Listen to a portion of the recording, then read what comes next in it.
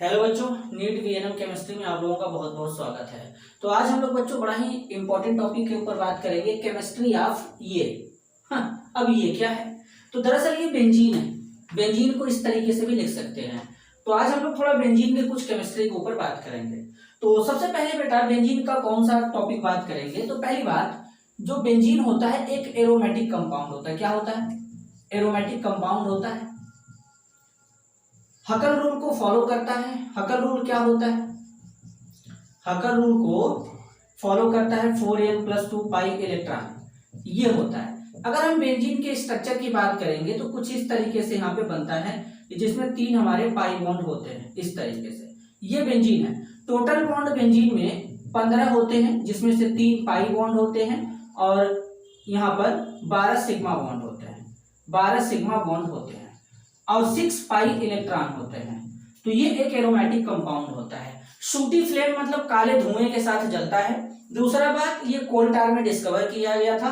ये जो स्ट्रक्चर है ये केकुले स्ट्रक्चर है। केकुले नामक साइंटिस्ट ने इस स्ट्रक्चर को दिया था। इसके बाद नेक्स्ट बात करेंगे तो जो बेंजीन होता है ये डायामैग्नेटिक होता है। डायामैग्नेटिक होता है। जब इसको एक्सटर्नल मैग्नेटिक फील्ड में लेके जाओगे तो ये थोड़ा रिपेल करता है। एनएमआर टेक्निक से पता किया था डायमैग्नेटिक है। ठीक है, इतना आगे चलते हैं। इतना में तो कोई समस्या नहीं होगा। बेंजीन में जितने भी कार्बन होते हैं, all carbon are sp2 hybridised.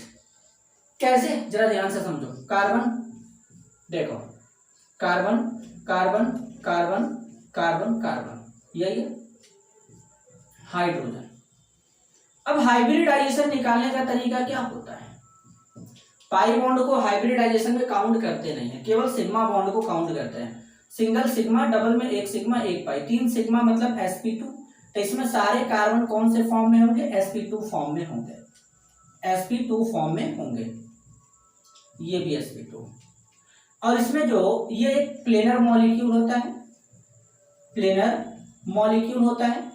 इसमें बॉन्ड एंगल 120 के डिग्री के आसपास रहेगा, मतलब 120 डिग्री। लेकिन इसमें जो कार्बन कार्बन, अब एक जरा बात मैं तुमको गौर कराना चाहूंगा, इसको ध्यान देना। यहाँ पर ये जो कार्बन कार्बन के बीच में डबल बॉन्ड है और यहाँ पे कार्बन कार्बन के बीच में सिंगल बॉन्ड है। तो अब डबल बॉन्ड का लेंथ अलग होना चाहिए, सिंगल बॉन्ड का लेंथ अलग होना चाहिए। लेकिन फिर भी इसमें जो कार्बन कार्बन बॉन्ड लेंथ होता है बेटा 139 पिकोमीटर का होता है।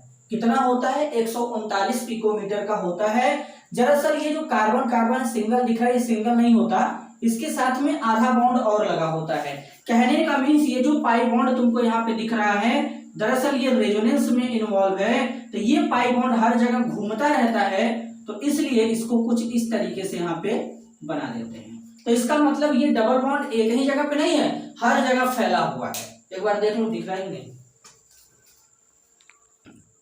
हाँ, हर जगह पे फैला हुआ है, हर जगह फैला हुआ है, ऐसे घूम रहा है।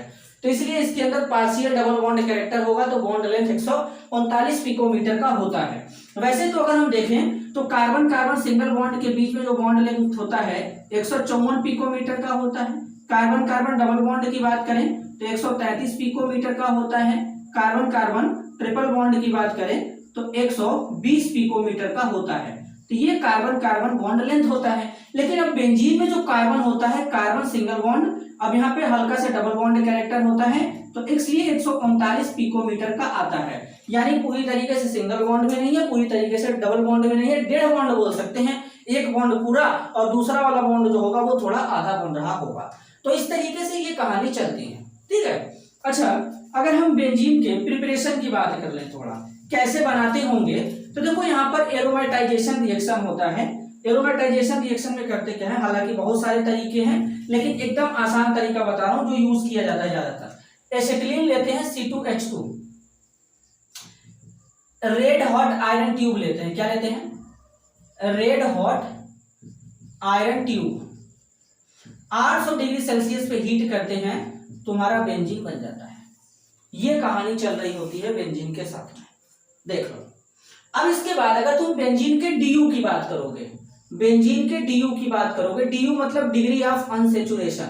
तो देखो, एक रिंग है, 3 पाई बॉन्ड है, तो DU कितना आ जाएगा? 4। हालांकि जो structure based degree of unsaturation निकालते हैं तो निकालने का तरीका यही होता है कि कितने मॉलिक्यूल के अंदर डबल बॉन्ड है और कितने रिंग प्रेजेंट है। डबल बॉन्ड और रिंग का जो सम हो जाएगा वो डीयू हो जाएगा, जिसको डबल बॉन्ड इक्विवेलेंट भी कहते हैं, हाइड्रोजन इंडेक्स भी कहते हैं, या डिग्री ऑफ अनसैचुरेशन भी कहते हैं। बेटा तमाम प्रकार का इसका नाम है। एक दिन मैं डिग्री ऑफ अनसैचुरेशन पे अलग से क्लास ले लूंगा, पूरा डिटेल में कहानी बता दूंगा किस तरीके से डिग्री ऑफ अनसैचुरेशन निकाला जाता है। क्लियर है? तो इस तरीके से बेंजीन की कहानी चलती है, इतना अपने को याद रखना है। अब अगर थोड़ा सा इसके स्ट्रक्चर के बारे में मैं तुमको दिखाऊं, इसके स्ट्रक्चर के बारे में मैं तुमको दिखाऊं, देखो अगर इसके स्ट्रक्चर के बारे में थोड़ा बात करते हैं। एनएमआर टेक्निक से पता किया गया डायमैग्नेटिक होता है, ये तो मैंने बता दिया। थोड़ा स्ट्रक्चर में देखो। अब जैसे होता क्या है कि जैसे ये देखो कार्बन, 6 कार्बन होते हैं इस तरीके से, यहां पर देखो। अब जानते हो कि कार्बन के पास केवल p ऑर्बिटल होता है। कौन सा ऑर्बिटल होता है? केवल p ऑर्बिटल होता है। तो यहां पर इसका p ऑर्बिटल इस तरीके से होता है, यहां पे इसका p ऑर्बिटल इस तरीके से होता है, ठीक है। तो अब इसमें हाइड्रोजन लगे होते हैं अपना 6। तो अब यहां पे देखो, ये ऑर्बिटल इनके साथ ओवरलैप करेगा, ये इनके साथ ओवरलैप करेगा, ये इनके साथ ओवरलैप करेगा। तो इसका मतलब एक पाई बॉन्ड यहां बन रहा होगा, एक पाई बॉन्ड यहां, एक पाई बॉन्ड यहां बन रहा होगा। तो ओवरऑल अगर तुम इसको ऐसे दिखाना चाहोगे तो ऐसे भी दिखा सकते हो। देख लो, हर एक स्ट्रक्चर की बात कर लेते हैं। यहां पे ऐसे देखो, या फिर इसको ऐसे ओवरलैप करा दे ये इसके साथ, तो इसका मतलब क्या होता है कि ऐसे घूमता रहता है, ऐसे रिंग, करंट रिंग बन जाता है, इलेक्ट्रॉन का करंट बन जाता है ऐसे। तो एक रिंग ऊपर बन गया, दूसरा रिंग नीचे बनेगा ऐसे, देखते रहो। 2 रिंग बन गया ऐसे, तो एक रिंग ऊपर 2 रिंग नीचे। तो इसका मतलब इसको ऐसे दिखाओगे, यहां पे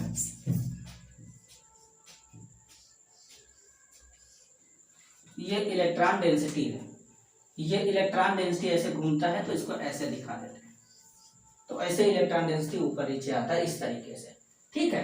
अब हाइड्रोजन के चाहोगे तो यहाँ पे ऐसे लगा सकते हो, कोई दिक्कत वाली बात नहीं है। तो इस तरीके से इसका स्ट्रक्चर भी बन जाता है, यही ऐसे घूमता रहता है। अब ये तो देख लिए, अब इसी में घुमा के भी दिखा देता हूं। जैसे मतलब ये इसके साथ में घूमेगा ऐसे, तो एक इलेक्ट्रॉन का देखोगे करंट यहाँ पे ऐसे बन रहा है। दूसरा वाला बनाना चाहूंगा तो दूसरा वाला ऐसे, देखो। तो वही चीज मैंने बता दिया। तो इस तरीके से कहानी यहाँ पे चलती है, क्लियर है? तो ये यहाँ पर पता चल गया। इसका ये ऑर्बिटल डायग्राम है, ऑर्बिटल डायग्राम है ना, आसान। तो इस तरीके से कहानी चलती है। तो आज के लिए बस इतना ही, मिलते हैं अगले वीडियो में, तब तक के लिए धन्यवाद।